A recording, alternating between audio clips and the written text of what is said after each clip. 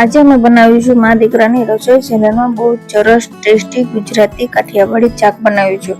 જો લાગે છે ને જો એમાં ગયા મંચુરિયન છે, મંચુરિયન નથી. આ છે રીંગણનું શાક. જો તમે અહીંયા રીંગણને આ રીતે ગોળ ચિપ્સ એવા કાપી લીધા છે, બટેટાની ચિપ્સ બનાવે એ રીતે. અને આદુ અને લસણ ખાંડી લીધું, ઝીણા ટામેટા કાપી લીધા છે. હવે લીધી છે કડાઈ. કડાઈમાં લઈ લઈશું તેલ. આપણું તેલ ગરમ થઈ જાય પછી આપણે એમાં નાખીશું રાઈ. હવે આપણે એમાં નાખી દઈશું રાઈ.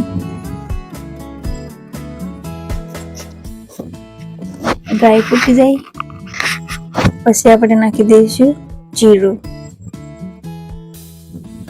હવે આપણે નાખીશું અહીંયા ચપટી હિંગ.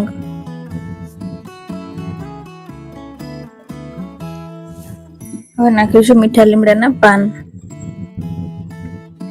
હવે આપણે નાખી દઈશું કટિંગ કરેલા રીંગણ. આ રીંગણને મેં બટેટાના ચિપ્સ એવા જ કાપ્યા છે, પણ આપણે બટેટાના ચિપ્સ એકદમ પતલી રાખ્યું છે ને એવા નથી રાખ્યા, એનાથી થોડા જાડા રાખ્યા છે, વધારે નહીં થોડાક જ. હવે આપણે કડાઈમાં આ રીતે રીંગણને ફેલાવી દઈશું.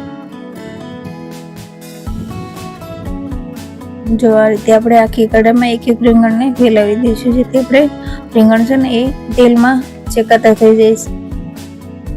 અહીંયા આપણે ગેસ એકદમ ધીમો રાખવાનો છે. હવે આપણે ઢાંકીને રાખી દઈશું 5 મિનિટ. 5 મિનિટ પછી મેં ખોલીને જોયું. જો અહીંયા આપણે રીંગણ સારી રીતે શેકાવા લાગ્યા છે. હવે આપણે ઉપરથી નાખી દઈશું ટામેટું ઝીણું કાપેલું. ટામેટાને પણ આપણે એકદમ મિક્સ કરીને હલાવવાનું નથી. આપણે આ રીતે ટામેટાને રીંગણ ઉપર ફેલાવી દઈશું. ના ઉપરથી આપણે નાખી દઈશું નમક.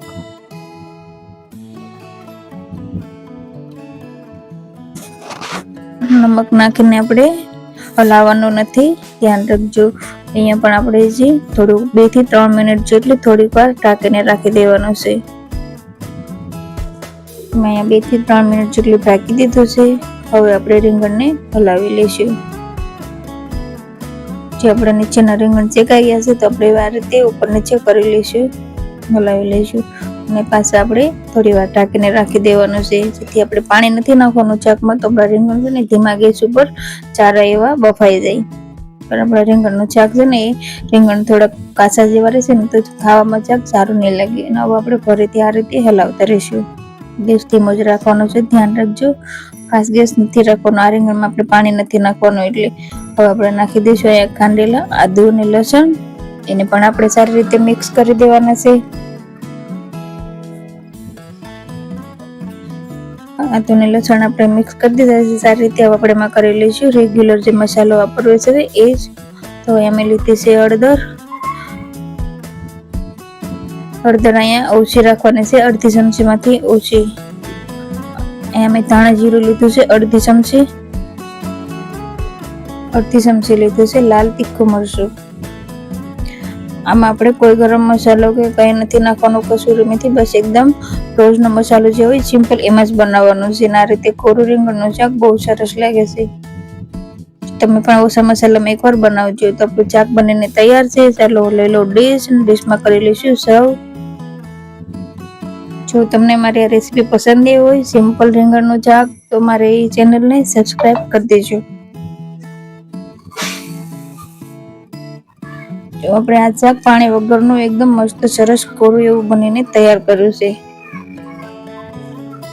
આ શાક એટલું સરસ લાગે છે કે રીંગણનો ઓળો આપણે ખાવીશું ને, જે શેકેલા રીંગણ એના કરતાં પણ સારું લાગે છે આ શાક. તો તમને રીંગણનો ઓળો બનાવવો ન ગમતો હોય, રીંગણ શેકવા અને ફોલવા, તો આ રીતે બનાવી લેજો. બહુ સરસ લાગે છે આ શાક. ઓળા કરતાં પણ ટેસ્ટી લાગે છે. મારી ચેનલને લાઈક શેર સબસ્ક્રાઇબ જરૂરથી કરી દેજો.